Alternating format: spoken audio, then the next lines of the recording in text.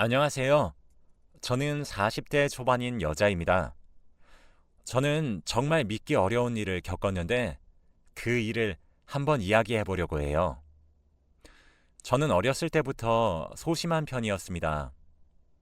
조용한 곳을 좋아했고 사람들과 어울리는 것을 별로 좋아하지 않았어요. 왜냐하면 저는 남들과는 조금 다른 외모를 가지고 있었거든요. 저는 어렸을 때 얼굴에 화상을 입었는데 그 시절에는 성형으로도 흉을 가릴 수 없었어요. 그러다 보니 남자아이들의 놀림거리가 되기 일쑤였고 매번 돌을 맞듯이 별의별 소리를 들으면서 커야 했지요. 사람이 매번 그렇게 배척당하는 삶을 살다 보면 자연스럽게 많은 사람들을 기피하게 되더라고요. 혼자 있는 것이 자연스럽게 편해졌습니다. 게다가 저는 뚱뚱한 편이에요. 어렸을 때부터 밖에서 마음의 상처를 얻어오면 딱히 풀 수 있는 방법이 없어 폭식으로 스트레스를 풀었거든요. 그러다 보니 솔직히 정말 뚱뚱해요. 솔직히 여자로서 매력적이지 않다고 인정합니다. 학창 시절에 제가 복도를 지나가면 주위에 있던 아이들이 제 걸음걸이를 흉내내거나 저를 따라하며 조롱했어요. 처음에는 저도 사람들과 어울리려고 노력했지만 어렸을 때 받았던 상처들 때문인지 피해 망상까지 생기더라고요. 살도 빼보려고 노력을 많이 했지만 매번 수포로 돌아갔고 자괴감도 장난이 아니었습니다. 그냥 저는 공부에만 몰두하기 시작했어요.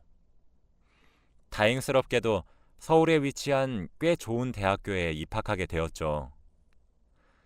성인이 돼서 새로운 마음가짐으로 나도 변하고 싶다고 다짐했습니다. 하지만 저는 대학교 진학을 하고 나서도 마찬가지였어요. 생각보다 새내기 시절에 나름 잘 지낸다고 했는데 그때 저희 동기들의 과대는 여자였어요. 전 친한 친구가 되었다고 생각했었는데 어쩌다 저를 제외하고 여자인 동기끼리 이야기를 하는 걸 본의 아니게 엿듣게 된 적이 있습니다. 그런데 친구라고 생각했던 애가 저를 조롱하고 있더군요. 돼지라며 저렇게 살쪘는데 자기 관리를 할 생각을 안 한다며 깔깔 웃더라고요. 그날을 이후로 저는 사람이 둘 이상 모여서 자기들끼리 이야기를 나누면 꼭 제 험담을 하는 것처럼 느껴졌습니다. 마지막이라고 생각하고 정말 최선을 다해보려고 했었는데 말이죠. 그런 제 노력에도 불구하고 세상은 참 차가웠습니다.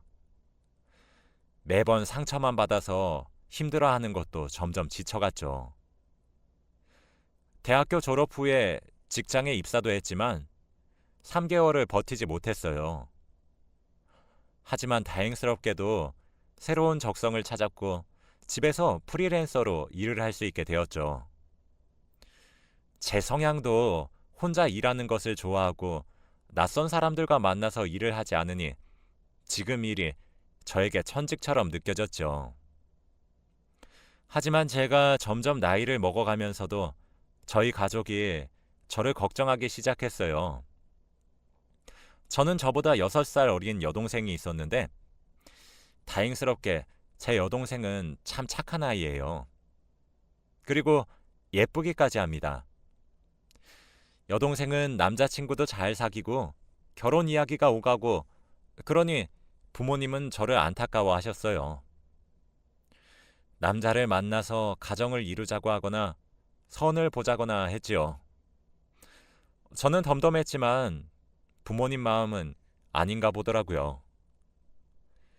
집에서 프리랜서로 일을 하다 보니까 몸이 풀어진 건지 살은 더 쪘어요.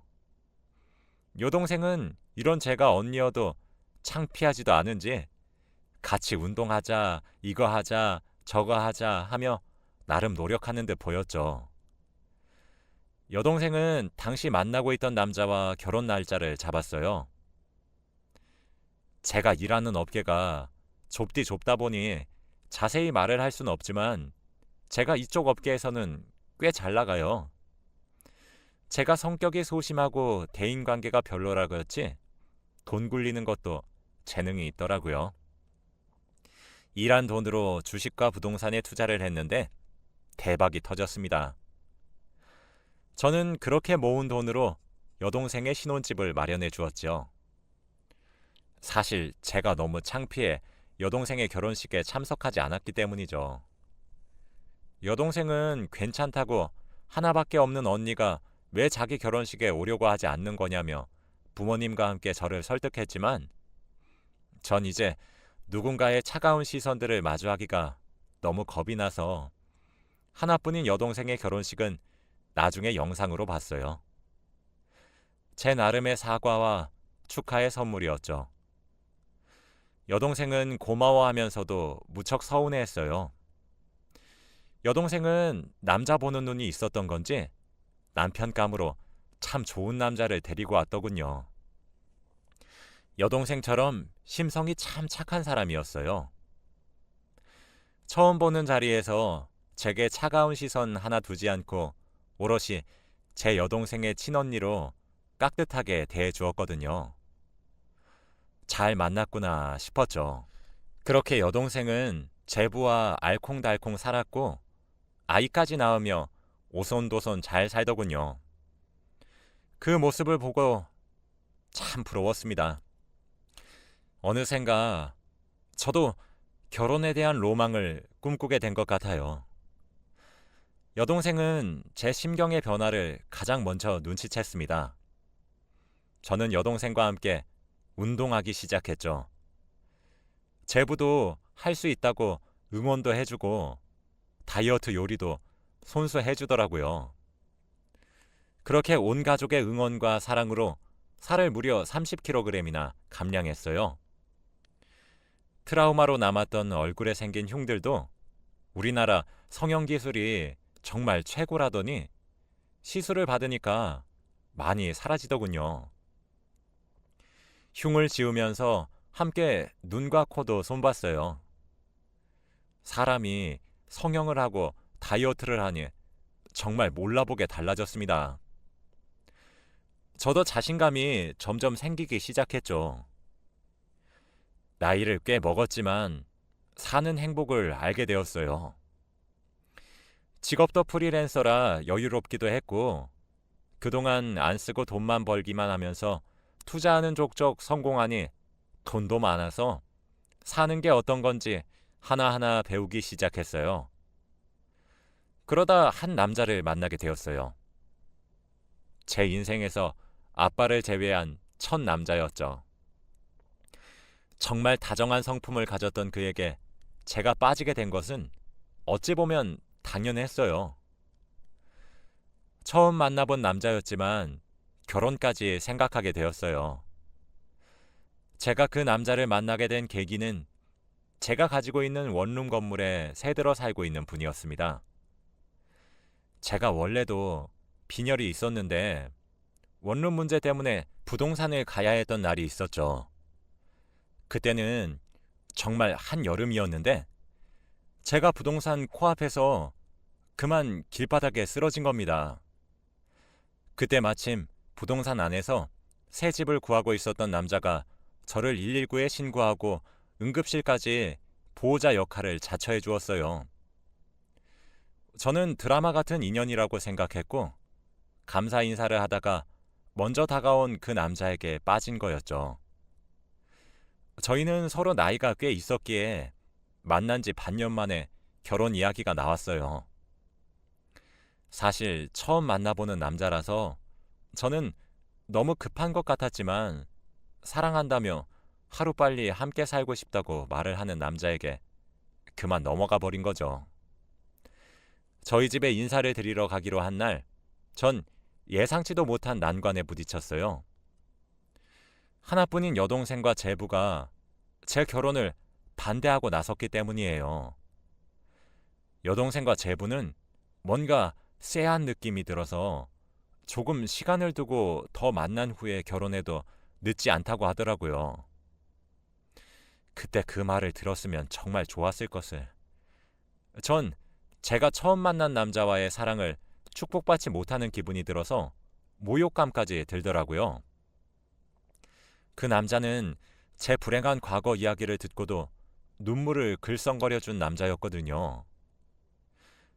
제대로 알지 못하면 빠지라고 성질이란 성질은 있는 대로 낸 뒤 저는 남자와의 결혼을 강행했어요.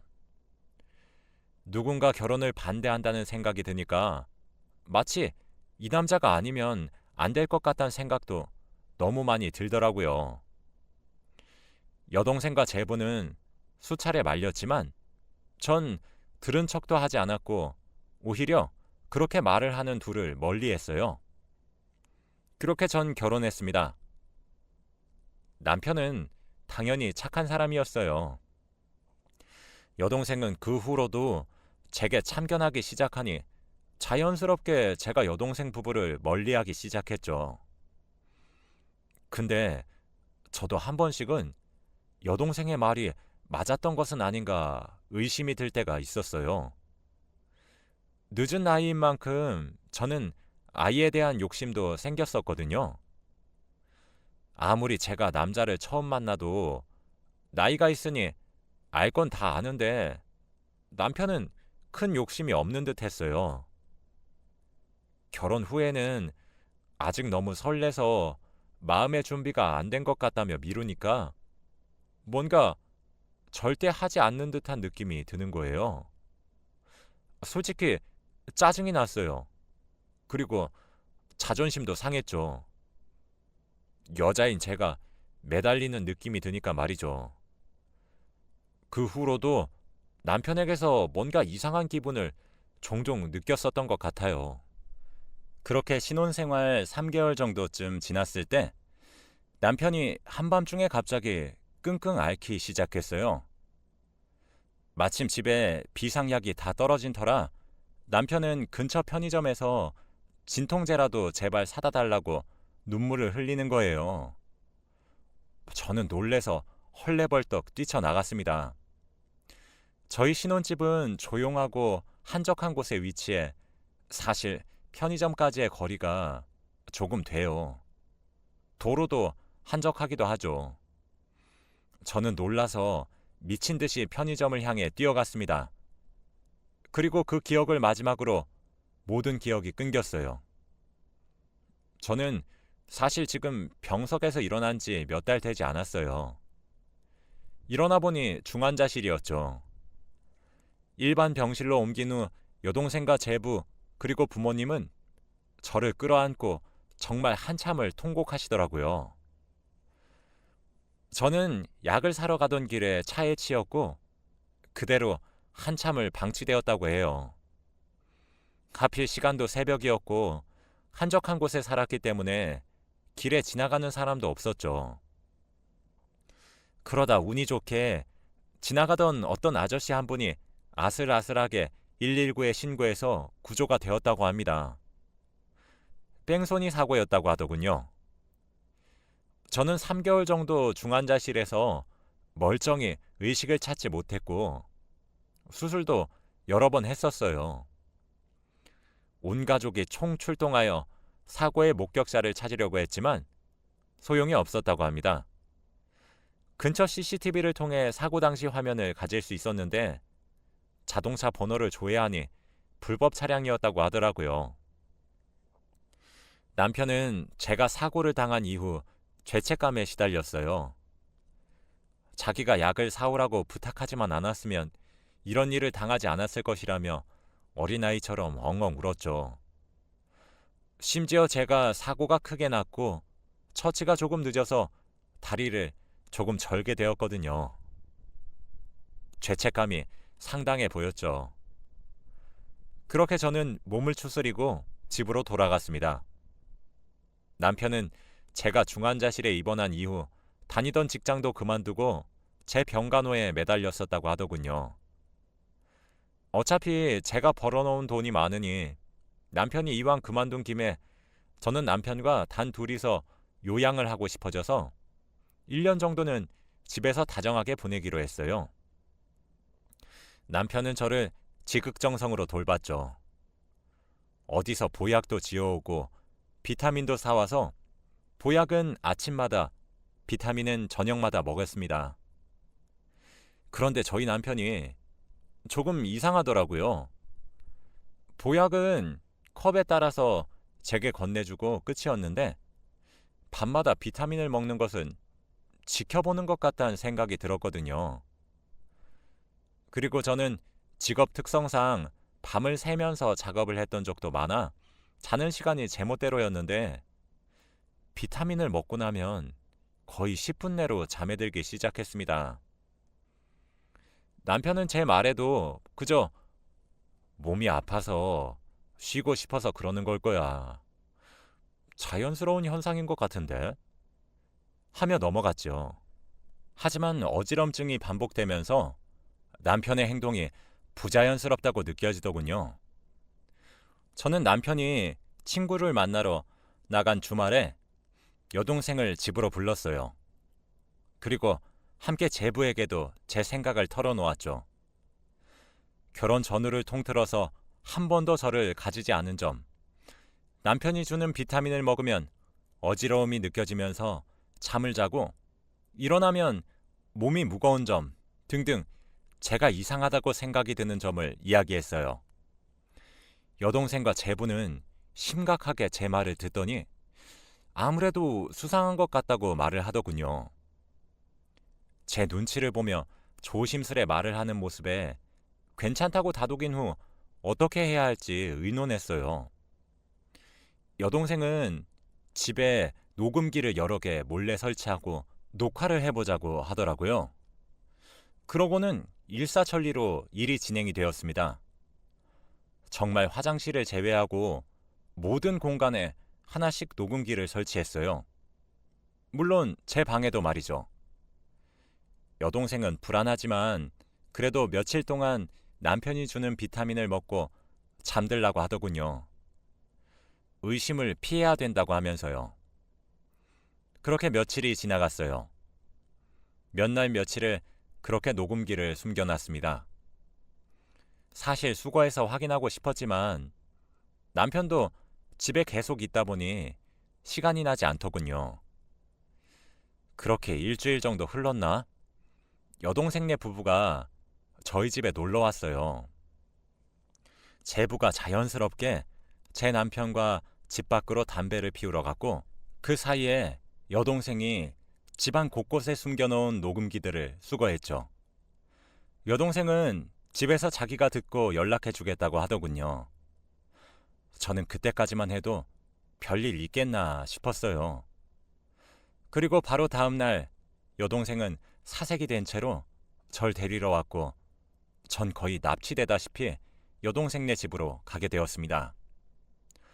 무슨 일이냐는 저의 재촉에 여동생은 하얗게 질린 얼굴로 언니, 충격받지 말고 마음 단단히 잡고 들어 하며 이야기를 해주는데 전 충격을 받지 않을 수 없었어요.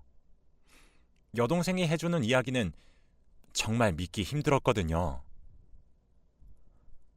언니가 사고 났던 거 범인이 누군지 알아? 바로 형부야. 아니야. 언니, 그냥 녹음 파일 이거 들어. 듣고 이야기하자. 라며 파일을 재생하더군요. 거기엔 남편의 통화 소리가 녹음되어 있었습니다.